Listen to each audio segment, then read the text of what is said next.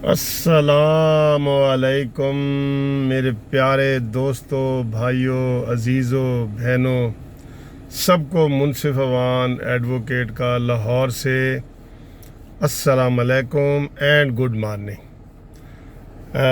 صبح کا ٹائم ہے، دفتر آج ہماری چھٹی ہوتی ہے لاہور ہائی کورٹ کی، لیکن چھٹی والے دن میں جاتا ہوں۔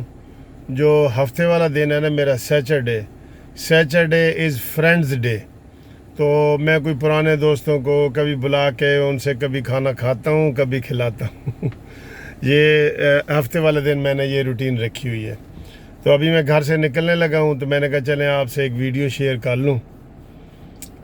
ہمارے جو وزیر اعظم ہیں نا عمران خان سر، وہ کسی کو کہتے ہیں نا دیگ میں سے آپ نے تھوڑے سے چاول چکھنے ہیں تو آپ کو پتہ چل جائے گا کہ یہ دیگ نمکین ہے، میٹھی ہے، اس میں مرچ مسالے کم ہیں، چھوٹے ہیں۔ ساری دیگ کھانے سے نہیں پتہ لگے گا۔ اب عمران خان جو اقدام کر رہا ہے نا، کوئی بھی کر رہا ہے، اس کا کوئی ایک چیز آپ اٹھا لیں، آپ کو پتہ چل جائے گا کہ اس کا ویژن کیا ہے۔ رات کو اس نے سارے صحافی اور ٹی وی مالکان کے ساتھ بات کی ہے، چیف ایڈیٹرز کے ساتھ، اور اس سے کسی نے سوال پوچھا ہے کہ جی آپ نے دوائیں بڑی مہنگی کر دیں، دوائیں بہت مہنگی ہو گئی ہیں۔ تو کہتے ہیں جی ہاں، دوائیں اس لیے مہنگی کی ہیں کیونکہ 15 سال سے دوائیں مہنگی نہیں ہوئی تھی، اور یہ جو مہنگائی اس لیے کی ہے تاکہ دوائیوں کی سپلائی بہتر ہو۔ اب آپ مجھے یقین کر کے کہیں، جو عمران خان کے حمایتی ہیں نا، وہ بھی اس بات کا مجھے بتائیں کہ 15 سال میں کوئی ہیڈ لائن بنی ہو کہ جی دوائیوں کی شارٹیج ہو گئی ہے۔ عمران خان نے تو یہ بتایا نا صحافیوں کو کہ 15 سال میں دوائیوں کی قیمت نہیں بڑھی، تو یہ کریڈٹ کس کو جاتا ہے؟ یہ پچھلی حکومتوں کو جاتا ہے، جس کا عمران خان تم خود کہہ رہے ہو کہ 15 سال سے نہیں بڑھی، تو پھر آپ نے کیوں بڑھا دیں؟ اور اتنی زیادہ بڑھا دیں، 500 گنا پہلے بڑھی تھیں جب آپ نے اپنا مشیر بنایا تھا ڈاکٹر ظفر مرزا کو، جو پاکستان میں ماسک بھی لوٹ کے، یہ والے ماسک، یہ ماسک بھی بیچنے سے باز نہیں آیا، لوٹ کے، تو اب وہ امریکہ چلا گیا۔ اب اس کو ڈھونڈو، چلا گیا نا۔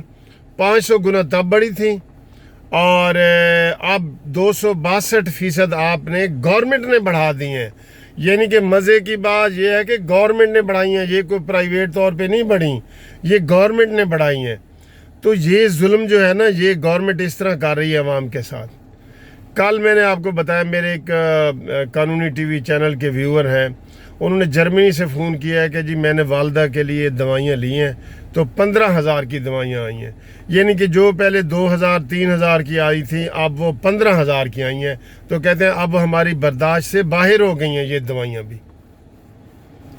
تو یہ کوئی طریقہ نہیں ہے، آپ قیمتیں بڑھا دیں۔ پہلے آپ نے چینی کو کیا، چینی 50 روپے سے کہاں پہنچی جی؟ 120 روپے تک پہنچ گئی مختلف شہروں میں۔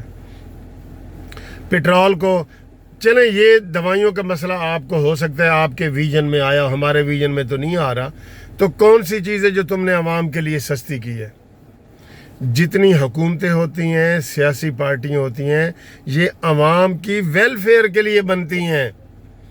جتنے مذہب ہوتے ہیں عوام کی ویلفیئر کے لیے ہوتے ہیں، جتنے این جی اوز ہوتی ہیں عوام کے ویلفیئر کے لیے ہوتی ہیں۔ تو آپ بتائیں آپ نے کون سا، میں ادھر ایک ویڈیو بناؤں، مجھے کومنٹس میں بتائیں دوستو کہ میں وہ بناؤں کہ جو عمران خان نے کہا ہوگا کہ یہ چیز سستی کی ہے، ہر چیز کی ہے۔ اور کل سے ایک بندے نے عمران خان کا نام رکھ دیا ہے ڈبل شاہ۔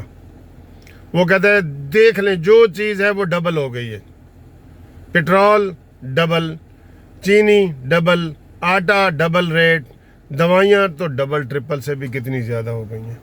تو اس کا نام انہوں نے رکھ دیا کہ یہ ڈبل شاہ ہے۔ اب یہ کوئی طریقہ ہے کہ جی دوائیوں کو کنٹرول کرنے کے لیے قیمتیں بڑھا دیں تو پھر نہ بڑھاؤ تم؟ یہ تو ایسے ہی ہے جیسے مختلف جگہ پہ وہ کہتے ہیں جی شراب پی رہے ہیں، اچھا شراب کو جی لیگل کر دو، جائز کر دو تاکہ جرم ہی ختم ہو جائے۔ تو یہ بات جو ہے، یہ بات آپ، تو اس طرح کی باتیں اور اس طرح کے ویژن یہ چلیں گے تو یہ ڈبل شاہ جناب ہر چیز پہ تباہی مچا رہا ہے، اور پاکستان تباہی کے کنارے پہ چلا گیا ہے۔ ادارے سارے تباہ ہو رہے ہیں، ایک ایک کر کے میں بتا رہا ہوں آپ لوگوں کو، ایک ایک کر کے سارے ادارے تباہ ہو رہے ہیں۔